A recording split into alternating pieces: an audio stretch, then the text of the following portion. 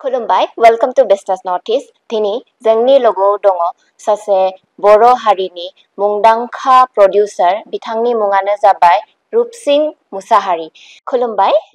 जोंनि बिजनेस नटिसआव नोंथांखौ बरायनाय थाबाय नोंथांनि जार्निनि बागै एसे बुंनानै होदो आच्छा खुलुमबाय आङो जाबाय फिल्म कालचाराव हाबनाया जाबाय 2015 सननिफ्राय फार्स्ट टाइम ओरैनो आङो आगोलावनो बैसागो मोसाना मोजां मोनो रंजाना मोजां मोनो जोंनि खैराबारि ओनसोलाव जिथुनिखि हारिमु आफाद बा बे जोंहा फरायसा आफाद बिथांमोना नाजानायाव दैदेननायाव जोंहा अनेक बैसागो प्रग्राम जायो बेफोराव माने बैसागो जेवजा मोसानाय बायदिसिना बैसागो हानजा मोसानाय बेफोराव माने फार्स्ट प्राइज सेकेन्ड प्राइज बिदि लाबोगासिनो दङ बिदि खालामै जोङो 2015 सनाव फार्स्ट टाइम माने बड' फिल्म बानायदों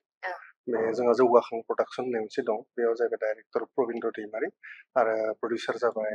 प्लास स्क्रिप्ट राइटार लकेश्वर बसुमतारी बे हिसाबै जों ज' जानानै मोनसे फिल्मनि खोथा साननानै जोङो बिदिनो बोराइ बाथौनि महिमा बे फिल्मखौ जों पास खालामदों बेयाव एक्टिंआ जोङो करबि बसुमतारी प्लास नेरसोन बसुमतारी जों गासैबो टिम जानानै मावदों बेनि उनाव नेक्स्ट इयाराव जोङो बाथौ थान्दै माने बनायबाय बेनिफ्राय दागो जे बेफोरनो अनेक बानायलांबाय थादों बेनिफ्राय 2018 सनाव मोनसे माबा बानायदोंमोन मिउजिक भिडिअ बे जाबाय करबि बसुमतारीजों आंजों माबायाव बेवहाय जोङो डाइरेक्सन होदोंमोन माबा प्रबिन्द्र दैमारि साजोन होननाय मेथाइखौ आरो हयथ' रायजोफ्रा नुदों जानो हागौ भिडिअआ सोलिदों आरो बेयो भिडिअआ जोबोद अनसायजादों बेनिफ्राय जोङो आरो बिदिनो अनेक खालामबोबाय थादों थांनाय बोसोरावबो जोंहा मोनसे दंमोन सानस्रां खांख्राय होननाय बेयाव आंबो माने मैखोम माबा एक्टिंआवनो दंमोन बेनिफ्राय देग्लाय दा बावैसो नैबे जोंनि बिसाजो खुंजानाय 6थि फिल्म एवार्डआव बेयावहाय आं मोनसे सुंद' सावथुन हरदोंमोन सोलोंथाइ होननाय माने सोलोंथाइ माने एकदम सोलोंथाइनि सायाव आरो इडुकेसननि सायाव सोलोंथाइखौ लानांगौब्ला बोरै आरो बोरै लानांगौ लानाङा आरो सोलोंथाइ लायोब्ला बोरै जानो हायो आरो सोलोंथाइ लानो थाखाय जों मा खालामनो गोनां जायो बेयावहाय करबि बसुमतारी आं जों सानैजों फाव खालामदों आरो उन्दै खुदिया दं आरो बे न'खरनि स्ट'रि जों लानानै दा बेयावहाय जोङो देग्लायनि बे खुंजानाय बिसानि 6थि प्रग्रामाव बेवहाय आंनि सर्ट फिल्म सोलोंथाइया माने बेस्ट फिल्म एवार्ड मोननो हादों गावखौनो खोब गोजोननाय मोनदों मोनसे बर' सावथुन दिहुननायनि थाखाय बेसेबां बाजेट नांगौ जायो बिदिथ' बाजेटथ' अनेक लानो हायो बाजेट मानो होनबा नोङो आर्टिस्टखौथ' दानि दिनाव एसे एनैबाबो पेमेन्ट होनो गोनां जायो प्लास नोङो केमेरानि थाबाय एडिटिं थाबाय मेकआप थायो दानिया अनेक धरन थायो बेवहाय अनेक माने खरसाथ' जायो जानाया अब्लाबो जों 2015 सननिफ्राय जिथुनाखि जों सावथुन दिहुनदों जों गावनो गाव एकदम माने ल' बाजेटजों जोङो जों सावथुनखौ दिहुनदों आर्टिस्ट बिनिहाय जों बारा पेमेन्ट खालामाखै आरो जिथु जोंनो गावनो खरसा खालामो नालाय माने फुंनि ओंखाम गोजां जानानै माने मोनानि ओंखामखौ न'आव जाफैफिनो होननाय बायदि सानसेया खामानि मावो बेफोरबायदि जों खालामदोंमोन बेनिफ्राय आरो मोनसे खोनाब्ला दानि दिनाव मिनिथावना जागोन 2015 सनाव जिथुनाखि जोङो साजोन मेथाइखौ बनायदोंमोन एकदम जास्ट ल' बाजेट अनलि 2800 टाका थांदों 2800 बे 2800 टाका थांनायाबो बेबो मा जोङो साइड डान्सार करबि बसुमतारीजों दङ बिसोरखौ जों माबा इ रिक्साजों लांलाय लाबोलाय खालामनाय गारि भारा बेयाव साहा लोंनो मिथाइ सिथाइ जादों बेल' आरो बाखि जों गावनो केमेरामेन गावनो एडिटर गावनो डाइरेक्सन बे माबाया खालामदों जोंहा प्रबिन्द्र दैमारि प्लास नेरसोन बसुमतारीबो हेल्प होदों जों गाव एक्टिं खालामनानै बेखौनो एकदम खोब ल' बाजेटनि गेजेरावनो जों मारै खालामनो नागिरदों आरो बे गोदान मुभियाव नोंथाङा जिहेतु एवार्ड मोनदो बेयाव बेसेबां बाजेट थांदो एसे बुंनो हागोन नामा बाजेटआथ' एसे थांदों थांनायालाय खिन्थु डाइरेक्सन जाय खालामदों बा जाय केमेरा खालामदों एडिट खालामदों डिअपि बिसोर थाइसेयाव फैसा लायाखै जों टिम जाना बानायदों दा टिम जाना बानायनायावहाय बेयाव जोंहा एसे सानैसो गुबुननि मानसि लाबोदों जानाय लोंनाय खरसा थांदों बाखि जोङो केमेरानिसो भारा होनांदों आरो एडिटिंआव मिउजिकआव एसे होनांदों आरो बेखिनियानो खरसा अब्लाबो बिनि गेजेराव जों गासैबो खरसा बुंनो थाङोब्ला हाइस्ट माने आं टटेल खालामाखै 12-15 हाजारसोनि गेजेराव जादों बर' सावथुन दिहुननायनि थाखाय जेसेबां फैसा नांगौ जायो मिउजिक एलबामाव बेसेबां थाङो माने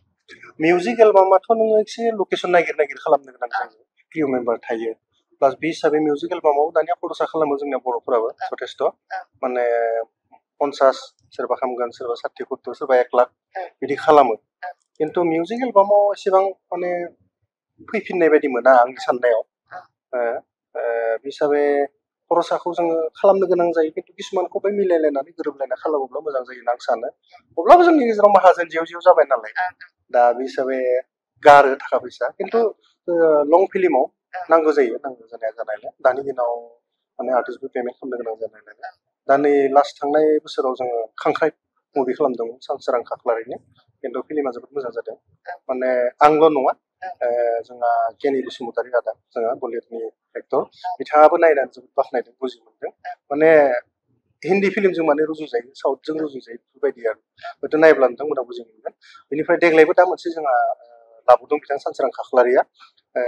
बे फिल्माबो जोबोद मोजां जागोन स्ट'रियाबो जोबोद मोजां आरो बिथांनि खामानियाबो मोजां प्लास जागोन 20 एलनि सायाव जागोन बायदि मोनदों आं बाजेटखौ आसाम फिल्म फाइनेन्सिं बर्डनिफ्राय माबाफोर सहाय मोनदोंमोन नामा दा बर्तमान आं जिखिना प्रडाक्सनाव मावदों बा गावजों जाखिना दिहुनदों खिन्थु दिनैहालागै थाइसेबो मोनथ'वाखै उनफोराव मोनोब्ला लागोन आजावगोन नै सर्ट फिल्मखौ आं हारसिं बानायदों खिन्थु जिथुनाखि जों लं फिल्म बानायबाय जों टिम जानानै बानायदों आरो फार्स्ट जेब्ला नोंथाङा मुभिखौ दिहुनदो माबाफोर प्रब्लेम जादोंमोन नामा प्रब्लेमथ'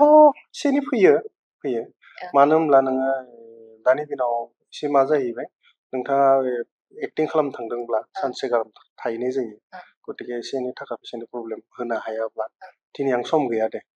आङो ओरै खामानि न'खरनि खामानि बा गुबुन खामानि होननानै एसे बाहाना बानायो बेयाव जों नेनानैबाबो खालामनो गोनां जायो दा बिसोरो पेमेन्ट जुदि खालामोब्ला आर्टिस्टखौ जों टाइम बायदि मोननो हायो लुबैयो खामानिखौ टाइम बायदि मावनो हायो दा थाखा फैसानि सायावसो गासिबो जायो नालाय खिन्थु दा नायनोसै फैबाय थानाय बोथोरफोराव थाखा फैसा बिदिनो मोजां मोजां माहाजोन मोनोब्ला प्रडिउसार मोनोब्ला मोजां फिल्म बानायनाय बर' हारिनि गेजेराव मोनसे अफार होनो सानगासिनो दं नोंथांनि नेक्स्ट प्रजेक्टआ मा आंनि माने जों टिम हिसाबै जौगाखां फिल्म प्रडाक्सन हिसाबै जोंहा फैगोन बोसोराव मोनसे लादों गोग्गोमैनो बानायगोन होनना जों सानना दङ बेनिफ्राय दा आं जिथुनिखि दा देग्लाय मोननै फिल्माव बर्तमान दा जायाखै शुट जागोन बे जाबाय मोनसे सानसोरां खाख्लारिनि आरो मोनसेया जाबाय जोंहा लिसान रामसियारिनि डाइरेक्टर प्रडिउसार बिथां मनिष स्वरगियारि नामा बिथांमोननि मोननै प्रजेक्टआव बर्तमान खामानि मावनोसै आरो आसामनि बाहेराव शुट खालामनो नागिरदों नामा मुभिनि थाखाय आसामनि बाहेरावथ' बिदि खोनाथ'वाखै खिन्थु डाइरेक्टरा बिसोर माबाफोर सानदोंबा मिथिया खिन्थु लकेसना मोनसेया ढेकियाजुलि साइडथिं जागोन आरो गुवाहाटिबो दं प्लास नैबे तामुलपुराव जागोन भुटान सेराव प्लास गुवाहाटिबो दं बिसोराबो आरो अन्यान्य जायगाफोराव लानोबो हागौ खिन्थु मोनथिस्लाबाखै दा गोजोन्थों जोंखौ एसेबां सम होनायनि थाखाय नायलांबाय थादो बिजनेस नटिस